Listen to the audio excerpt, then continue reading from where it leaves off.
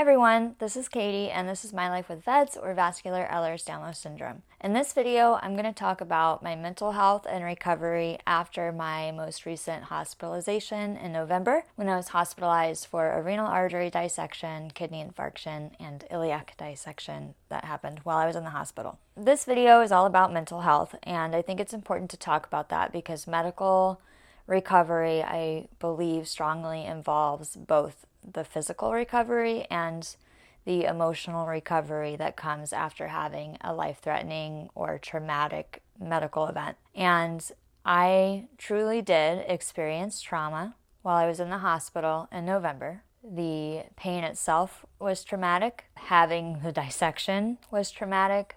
Having another dissection was traumatic. After that, the gallbladder attack or whatever that was traumatic. Having to fight really hard for my medical care in some respects felt traumatic. There was just a lot of things that built up during this hospital stay. So when I got home from the hospital, I did become very, very depressed. I came home having had a renal artery dissection and losing half of my kidney. It's still in there. It's just dead. And also came home with this iliac dissection that prevented me from really exercising or doing my normal activities. And I was very, very depressed about this. I cannot be more honest than that. I was in one of the lowest lows that I've been in my life after I came home from the hospital. I really felt like I had lost use of my leg, and I was caught up in a lot of emotion around why that was. And, it's because I have VEDS, but I had also really fixated on this feeling that it was because my pain wasn't controlled while I was there for several days. I mean, that was traumatic in itself, but the loss of my leg was a huge problem because I cope a lot of times with walking or exercise or nature walks. A lot of the things that I love to do involve movement. And I got home and I was limited in my movement. And that was incredibly depressing. And then within a couple weeks of coming home, I got a cold, which turned into bronchitis. And I was sick for several weeks. And I was waking up coughing at night for a long time.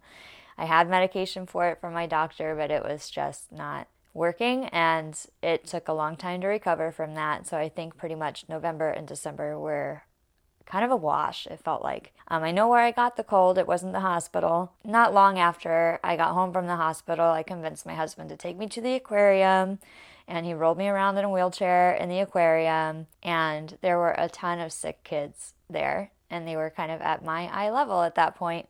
And I'm pretty sure that's where I got a cold, but it turned nasty. It was just a long time to recover. I spent most of my time during this time watching TV, playing video games, turned into a big appointment crier. Every appointment I had, I think medically, I started crying. I was just a mess. I was a mess. And I am glad I got through that period of time. So I'm going to talk a little bit about how I got through that and came out on the other side of it. Because there is another side of it. I involved my PCP very closely in my care during this time. I was seeing her via telemedicine every week or two because I just felt so lost and I definitely knew I needed help. So we upped my medication a couple times to help me get through that biggest hump of what I was dealing with. I was on Lexapro, a very small amount, and we upped it once and then we upped it twice, and things started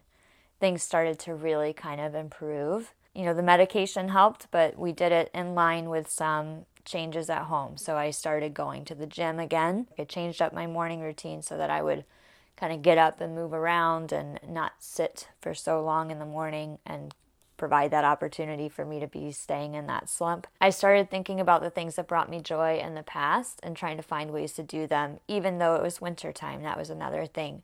So, I got warmer pants to wear outside so I could take Otis on nature walks, and I would just stop a lot. I would just push through it, through the iliac dissection, claudication pain, but I would stop a lot and let it recover from the hypoxia and then keep going. And nature has always brought me a lot of peace and calm and helped me process things. If there is something really heavy on my mind, sometimes I'll go out in nature and then I just start crying and it comes out and I feel better.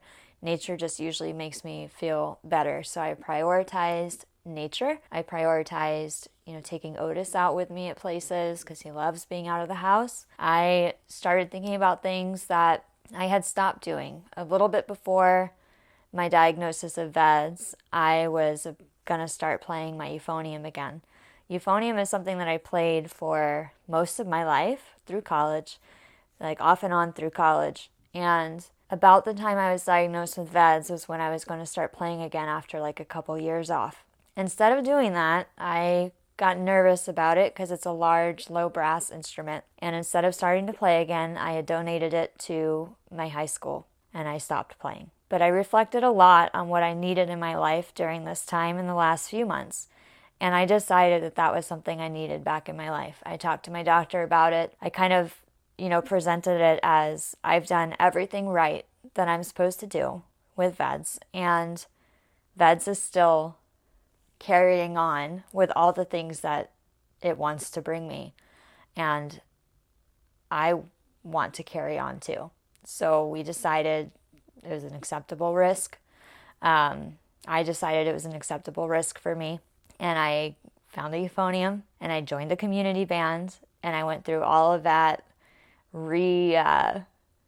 kind of redeveloping the muscles in my face and my lung capacity and stuff to play. And I had my first concert in about 10 years, very recently, and it was amazing to be back, like playing in a group and playing something that brings me so much joy. So I'm playing my euphonium again. That was a big turnaround in my mental health, is when I started exercising and playing my euphonium again. One of the other things I did was start taking piano lessons. After my event, I did not feel like singing. I still really don't feel like singing. So I made sure to keep the music in my life in that way as well and not just stop. I haven't felt up to singing again yet.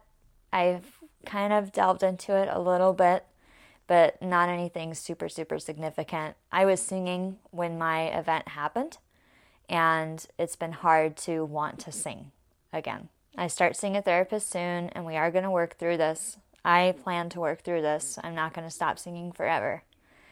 But other musical outlets have brought me joy, and that one right now brings me a little stress. So that's kind of what the last couple months have been like since November. So I've got half of November, December, January, February. That's what I've been up to. I've been doing a lot of music, a lot of cooking, a lot of like nature and taking Otis to the dog park, which if you saw my other video, that went south. I started doing videos again. And recently when I got the news that my iliac dissection had doubled in size and I have this new hepatic artery pseudoaneurysm from a dissection assumed, I feel much better prepared for this news than I did. Like if this news had been given to me in December, I would not have done very well. But it's March, and I've done a lot of things over the last few months to help my resiliency and bring myself joy and focus on my mental health, and I feel much more prepared for this information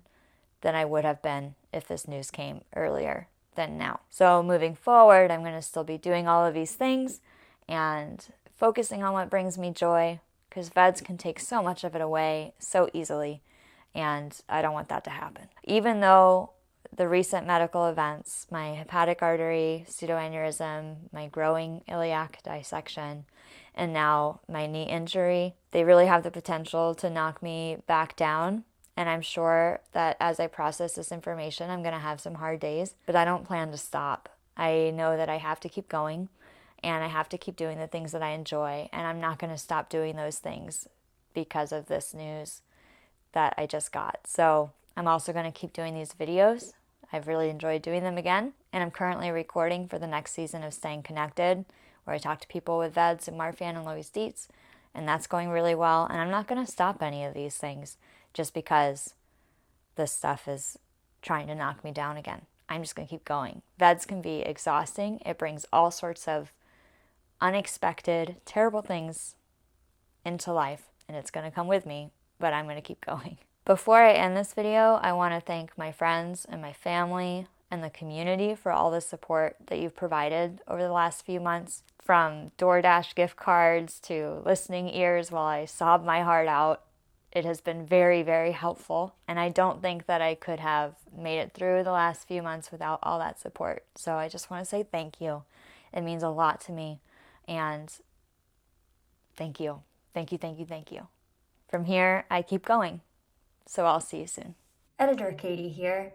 I forgot to mention in this video that we recently got a kitten as well. She is totally in love with our dog Otis, so I'm going to leave you here with a picture of them cuddling, and this kitten has brought me endless joy. Meet Dolly, or Dahlia.